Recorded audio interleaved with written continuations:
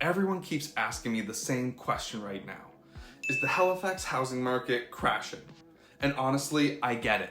Because if you're watching the news, scrolling through social media, or even just talking to friends, it feels like everything is slowing down. Homes are sitting longer. You're seeing price reductions on the market almost every day. And it feels very different from what we saw just a few years ago. But here's the problem. If you believe what the headlines are telling you, right now, you could be making a decision that costs you tens of thousands of dollars. Because what's actually happening in the Halifax real estate market right now is something that most people completely misunderstand.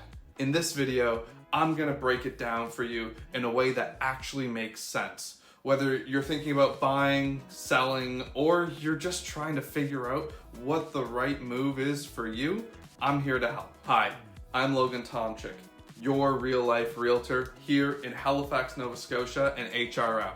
And my job is simple.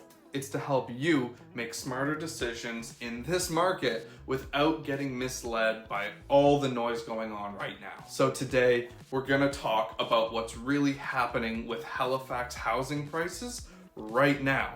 What's changed, what hasn't, and how people are making some very expensive mistakes because they're reading the market the wrong way. And if you want honest, data-driven advice like this every single week, make sure you're subscribed to my channel to never miss out on a moment that's going on in the market. All right, let's break this down in plain English because yes, on the surface, things do look different. Prices, they aren't skyrocketing the way that they were in 2021 or 2022. Homes, they aren't selling in a weekend. Some are sitting now for a few weeks, almost even months now. And buyers aren't waiving every condition just to get a deal done. Because that doesn't mean that the market is crashing. What's actually changing is inventory. There are simply more homes available right now across Halifax, Dartmouth, Bedford, Sackville, really all of HRM, compared to the past years that we've been seeing. And that one shift, it changes everything. Because when there are more homes available, buyers, well, they suddenly have more options. And when buyers have options, they tend to slow down a little bit. Not because they're not interested in buying a home, but because they want to compare, they want to negotiate. And that's exactly what we're tending to see right now in 2026.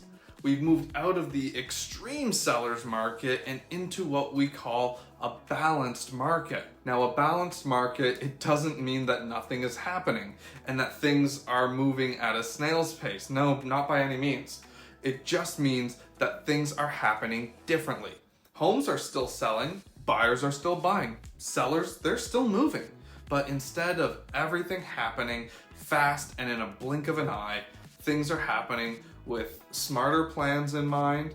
And this is where most people, they tend to get confused when they look at the market because they see things slowing down and they just simply assume that something must be wrong in the market. But in reality, this is what normally happens and what a normal market is supposed to look like. Now let me show you exactly how this plays out in real life, because this is where things get interesting. I was working with a couple recently. I'll call them John and Mark. They were first-time home buyers.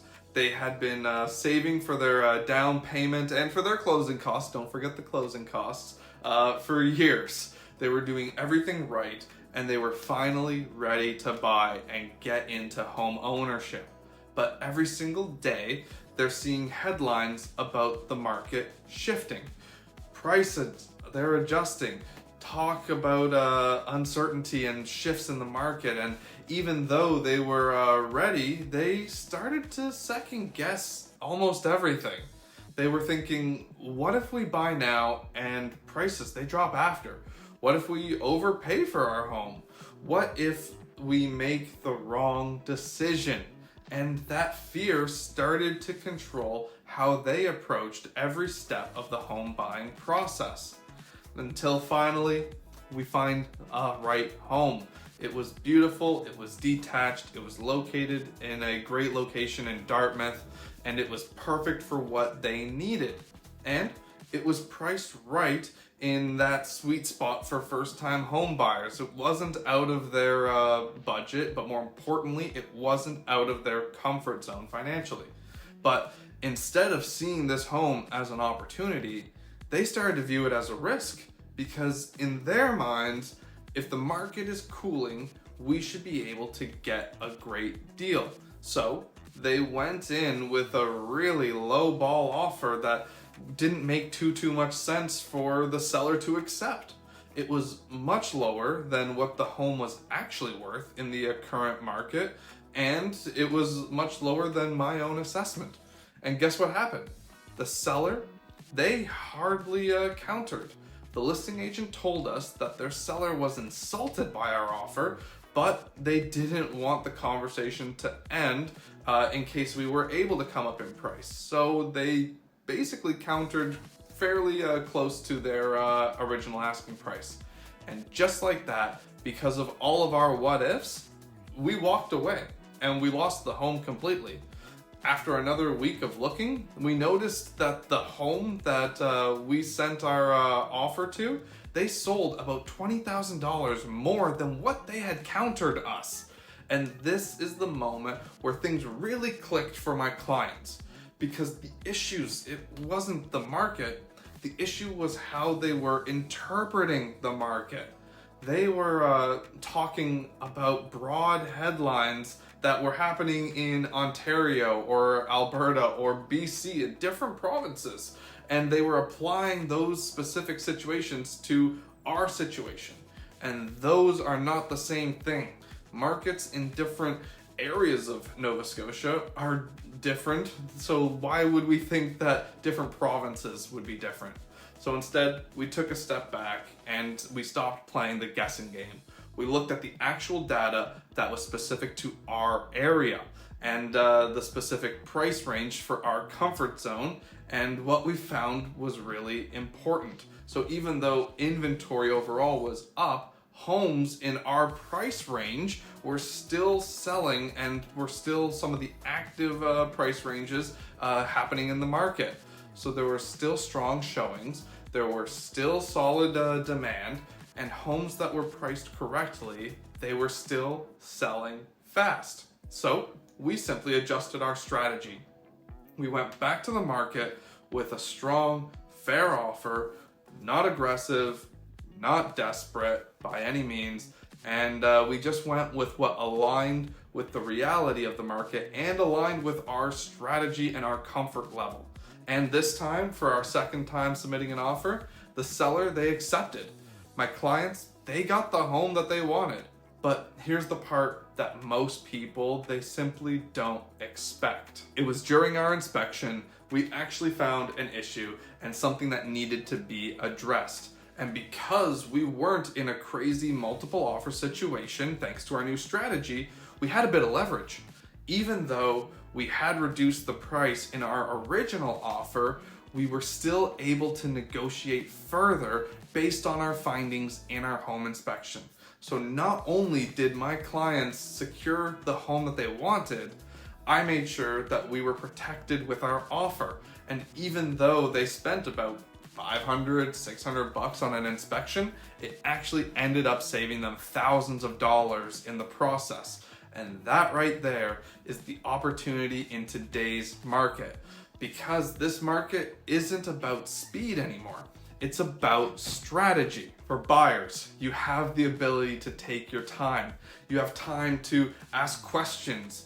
You have questions to include conditions, to make decisions that actually protect you best. But you still need to understand where the competition exists, because not every property is a deal. And for sellers, this is where things have really changed.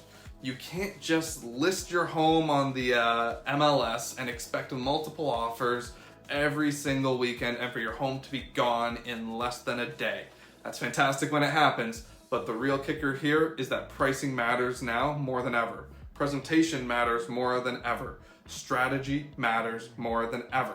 The homes that are priced right, marketed properly, they're still selling. And the ones that aren't, well, they're sitting for days, for weeks, for months on the market with no or little activity. And this is where we're seeing those price reductions. So when you hear people say the market is crashing, that's not what's happening in Halifax and in HRM and Nova Scotia. What's happening is the market is normalizing. It's stabilizing.